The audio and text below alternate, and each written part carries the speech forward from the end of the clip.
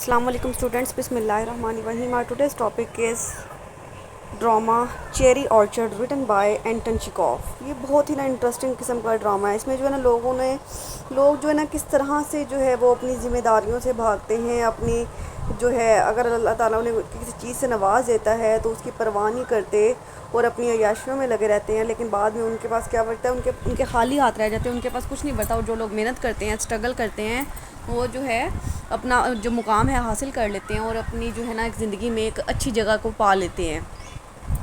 तो ये ड्रामा भी कुछ इसी तरह का है। इस ड्रामे की कहानी का आगाज़ मिसेस रेंस्के की आमद से होता है, जो ना वो किसी फॉरेन कंट्री में गई होती है, पेरिस में। वहाँ से वापस आती है, जो खुद साख्ता 5 साल जिला वतनी की ज़िंदगी पेरिस में गुजारने के बाद रूस वापस अपने घर आती है। इसकी बेटी आनिया और मुलाजम याशा भी उसके साथ हैं। रूस में उसके घर से मुल्हका एक चेरी का बाग है। अब रूस में जो है ना उसके एक बहुत बड़ा बाग है, जिसको जो है वहाँ इंसाइक्लोपीडिया पे भी जिसका जिक्र है, और वो उसकी मालका होती है। घर में उसका साबका मुलाजिम लोपाखिन, मुलाजमा डनियाशा, बेटी वरिया उसका बेचैनी से इंतज़ार कर रहे हैं।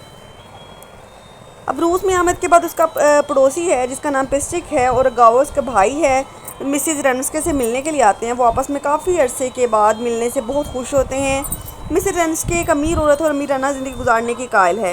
एक अच्छी और पुरअसाइश ज़िंदगी गुजारने के लिए वो अपने घर और बाग को बैंक में गिरवी रख देती है। बैंक की सालाना सूद की रकम अदा ना करने पर वो बैंक के कर्जदार हो चुके हैं। वो कर्ज जो है वो बढ़ता जाता है, लेकिन वो उसकी तरफ कोई खास तवज्जो नहीं देती। वरिया, जिसे मिसिज रेंस्के ने गोद लिया हुआ है, रूस में उस घर की देखभाल करती रही है जब वो बाहर थी।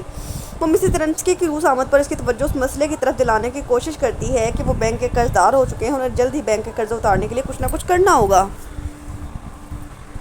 लेकिन मिसेस रेंस्के इस बात की तरफ कोई तवज्जो नहीं देती। वो अपने बचपन को इस बाग में देखती है और अपनी मरूह मामाओं को भी इस बाग और घर में चलता फिरता महसूस करती है और बचपन की यादों में खोई रहती है और हर वक्त ख्वाबों की दुनिया में रहती है और हकीकत का सामना करने की कोशिश ही नहीं करती। लुपाखिन, जो कि उनका मुलाजिम है, मिसेस रेंस्के का मुलाजिम है, वो एक किसान का बेटा होता है।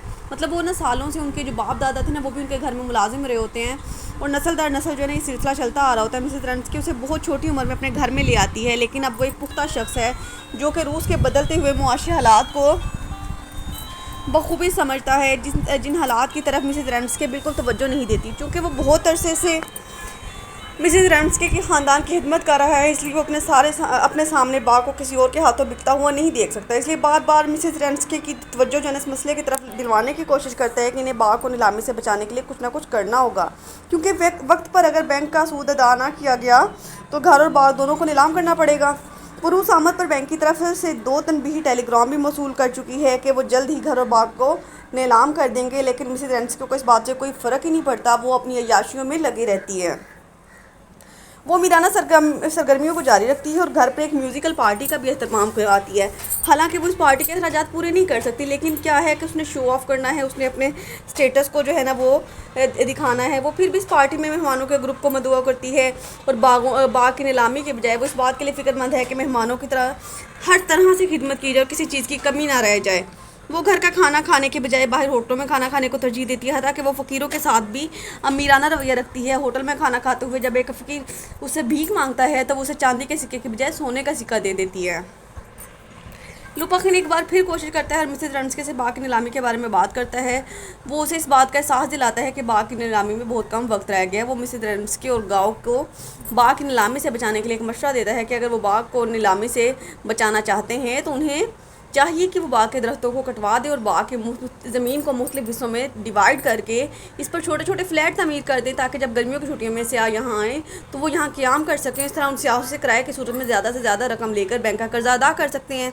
लेकिन मिसेस रेंस्के लोपाखिन के इस मशवरे को जो रद्द कर देती है और कहती है कि पूरे रूस में इससे तो खूबसूरत कोई चीज़ है ही नहीं, और वो तो इनका चेरी का बैग है, चेरी का बाग है, वो बाग को हरगिज़ ख़राब नहीं करेगी।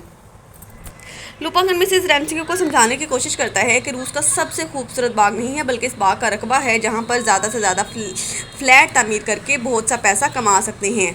गॉब इस मशवरे को ठुकरा देता है, जो कि उसका रेंस्के का भाई होता है। उसके मुताबिक इनका बाग इतना खूबसूरत और अहम चीज़ है कि इसका बाग का जिक्र इंसाइक्लोपीडिया में हो चुका है। वो भी अपनी बहन की तरह हकीकत से दूर भागने की कोशिश करता है। वो बाग को नीलामी से बचाने के लिए बहुत से हाल सोचता है, लेकिन किसी एक पर भी अमल नहीं करता, सिर्फ ख्याली पुलाव बनाता है। वो बाग के बारे में वैसा ही सोचता है जैसा वो उसके बचपन में था। मिस रेंचके और गाँव की इस बाग के साथ अच्छी यादें वाबस्ता है, लेकिन वो दोनों ही अपने इस बाग को बचाने के लिए कोई जो पॉजिटिव स्टेप होता है ना वो नहीं लेते। पर यह मिसेस रेंचके की गोद ली हुई बेटी है, लुपा खिन में दिलचस्पी रखती है।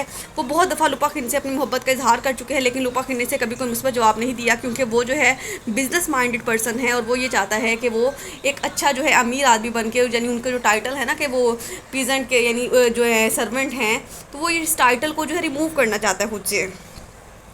मिसेस रेंचके भी वरिया की लुपा खिन से मोहब्बत के बारे में जानती हैं। वो खुद भी बहुत दफ़ा लुपा खिन से कह चुकी हैं कि वो चाहती हैं कि वरिया और लुपा खिन जल्द से जल्द शादी कर लें, लेकिन लुपा खिन के नज़दीक शादी से ज़्यादा एक बड़ा ताजिर बनना ज़्यादा अहमियत रखता है। इसलिए लुपा खिन हर वक्त पैसा कमाने की लगन में लगा रहता है ताकि वो एक बड़ा आदमी बनने के ख्वाब को जल्द से जल्द पूरा कर सके।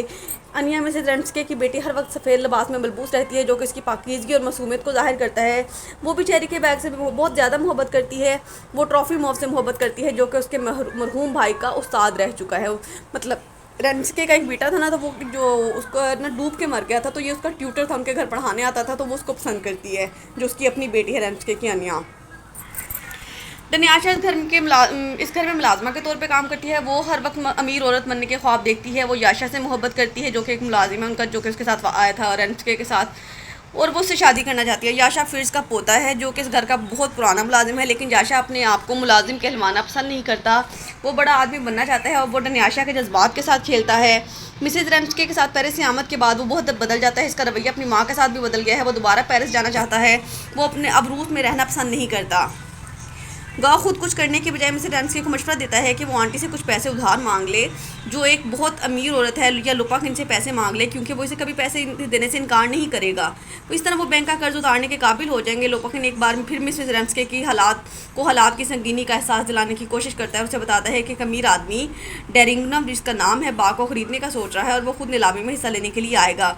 वो उन्हें बार बार मशवरा देता है कि उसके मशवरे पर अमल करके ही भी घर को जो है बिकने से बचाया जा सकता है और ज़्यादा से ज़्यादा पैसा हासिल करके हम बैंक का कर्ज जो है वो उतार के अपने घर और बाग को बचा सकते हैं। लेकिन मिसेस रेंचके एक बार फिर उसके मशवरे को ठुकरा देती है। गाँव मिसेस रेंचके को बताता है कि उसे एक बैंक की तरफ से 6000 रुपये सालाना की नौकरी की पेशकश हुई है, लेकिन मिसेस रेंचके ये कहकर उसे नौकरी करने से मना कर देती है कि वो काम करने के लिए पैदा नहीं हुआ। मिसेस रेंचके अपनी फजूल खर्ची को जारी रखती है। पिस्टक, जो मिसेस रेंचके का पड़ोसी है और पेशे के लिहाज से एक ज़मींदार है, लेकिन उसके माली हालात मिसेस रेंचके से ज़्यादा मुख्तलिफ नहीं है। वो भी कर्ज़ के बोझ तले दब चुका है, लेकिन मिसेस रेंचके के हालात जानने के बावजूद वो उससे कर्ज़ का तकाजा करता है, क्योंकि वो इस बात से आगाह है कि मिसेस रेंचके उसको कभी भी इनकार नहीं करेगी, क्योंकि अगर वो इनकार करेगी तो उनकी रेपुटेशन पर फ़र्क आएगा कि ये गरीब हो गए हैं। आखिरकार बाग की नीलामी का वक्त आन पहुँचता है। लुपा खिन के समझाने के बावजूद मिसेस रेंचके और गाँव घर और बाग को बचाने के लिए कुछ नहीं करते और आखिरकार बेघर हो जाते हैं। नीलामी के लिए मिसेस रेंचके गाँव और लुपा खिन को भेजते हैं। वापसी पर लुपा खिन बहुत खुश है। मिसेस रेंचके और पिस्टक के पूछने पर बताता है कि वो बाग को खरीद चुका है। वो मज़ीद बताता है कि नीलामी में डेरेंगो ने भी हिस्सा लिया, लेकिन लुपा खिन डेरेंगो से ज़्यादा बोली लगाता गया और आखिरकार ज़्यादा बोली लगाने पर वो बाग को खरीद चुका है। वो बाग को खरीदने पर बहुत खुशी महसूस करता है। वो इस बात पर ज़्यादा खुश है कि जिस घर में कल तक वो नौकर था, आज वो उस घर का मालिक बन चुका है। वो घर और बाग, जहाँ पर उसके बाउट दाद भी नौकर थे, लेकिन अब उस घर में नौकर के तौर पर नहीं बल्कि इस घर का मालिक बन के रहेगा। मिस रेंचके को इस बाग के बिकने का बहुत दुख होता है, लेकिन इसकी बेटी अनिया इसे यह कहकर तसल्ली देती है कि ये बाग बिक चुका है, लेकिन वो एक और बाग बनाएंगे जो उस बाग से ज़्यादा खूबसूरत होगा। गाँव इस बाग के बिकने पर बहुत खुश होता है। मिसेस रेंचके को कहता है कि शुक्र है बाग बिक गया है, क्योंकि इस बाग की वजह से वो बहुत परेशान थे, लेकिन अब इस बाग के बिकने के बाद कोई परेशानी नहीं होगी। अब वो अपनी ज़िंदगी से भरपूर तरीके से लुत्फ़अंदोज़ होंगे। मिसेस रेंचके उसकी फैमिली के बाग और घर से रवानगी से ही इस ड्रामे की कहानी का अख्ताम होता है, जबकि फिर्ज बीमार पड़ चुका है। जब सब लोग बाग को खाली कर रहे होते हैं तो याशा गलती से फिर्ज को बाग में बंद कर देता है और ताला लगा देता है।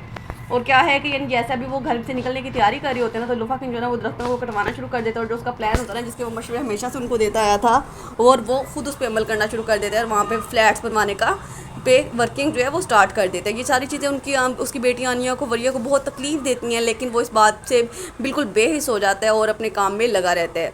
आई होप सो कि आपको इसकी स्टोरी अच्छे से समझ आ गई। इंशाल्लाह अपकमिंग लेक्चर्स में मैं इसके क्वेश्चंस अपलोड करती हूँ, जितने भी इंपॉर्टेंट क्वेश्चंस हैं।